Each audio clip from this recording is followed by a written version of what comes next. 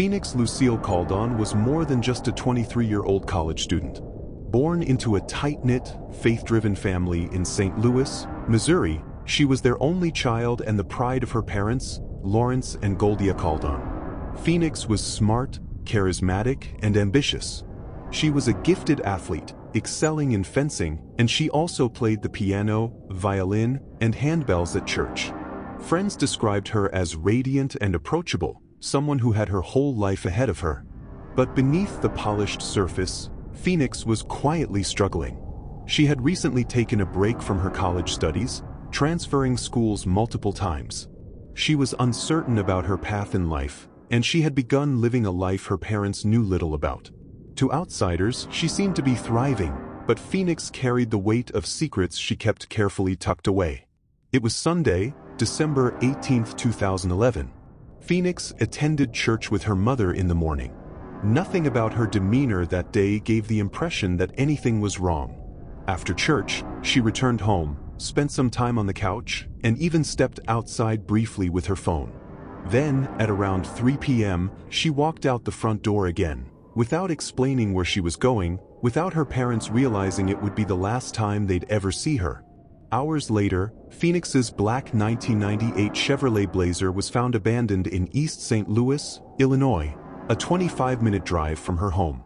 The SUV was still running, keys in the ignition, and the driver's side door wide open. Her glasses, purse, and cell phone were missing. Witnesses said the vehicle had been left there for hours. Yet strangely, police treated it as a routine abandoned car, not immediately linking it to a disappearance. The location where Phoenix's SUV was found was troubling. East St. Louis had a reputation for crime, drugs, and violence. Leaving a vehicle there, with the door open and engine running, immediately raised alarms. It was as though Phoenix had either been forced out of the car or had walked away suddenly, leaving behind nearly everything she owned. But when police impounded the car, no thorough search was conducted and no forensic evidence was preserved. For Phoenix's parents, this was the first devastating blow. Precious time and possible clues were lost. The SUV, once full of answers, was reduced to a haunting symbol of their daughter's disappearance. As investigators began piecing together Phoenix's life, they realized she had been living in ways her parents never knew. Phoenix wasn't fully enrolled in college as they believed. She had a second cell phone, one her parents were completely unaware of. She was living part-time with a boyfriend, hiding parts of her daily routine from her family. This double life shocked her parents, who thought they knew every detail about their daughter. To them, she was their sheltered, church-going girl. But Phoenix had been carving out a different identity, one that included new friendships, possible financial struggles, and growing independence. While this didn't necessarily explain her disappearance, it added layers of complexity that blurred the line between a young woman in control of her life and one quietly struggling beneath the weight of secrets. With so few leads, speculation began to swirl. One possibility was abduction. East St. Louis had been linked to human trafficking, and Phoenix's sudden vanishing fit the profile of such crimes. Another theory suggested she may have left voluntarily, perhaps starting over in another city. Some even wondered if she had chosen to vanish because of pressures she felt from her double life.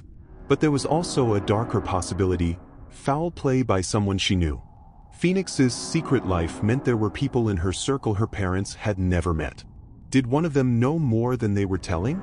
Every scenario carried weight, but none led to definitive answers. Phoenix's parents, Lawrence and Goldia, refused to give up. They canvassed neighborhoods, distributed flyers, and appeared on national television, pleading for information. Goldia often said that a piece of her heart was missing. Their faith kept them strong, but their grief was relentless.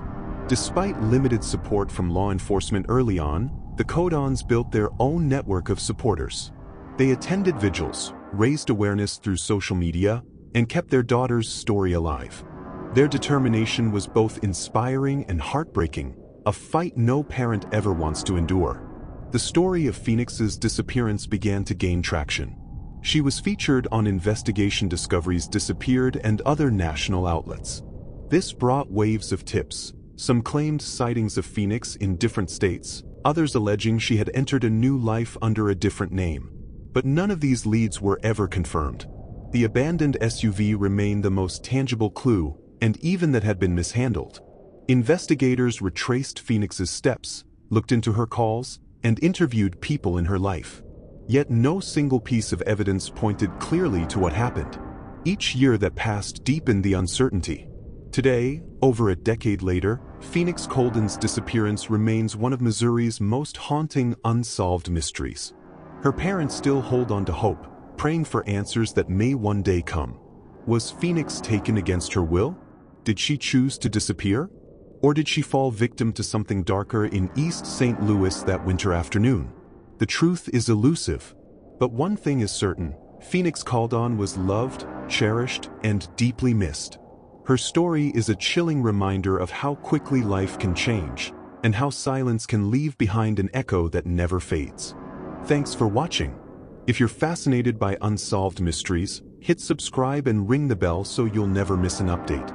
Leave your thoughts below. Every comment keeps these stories alive. Until next time, stay safe.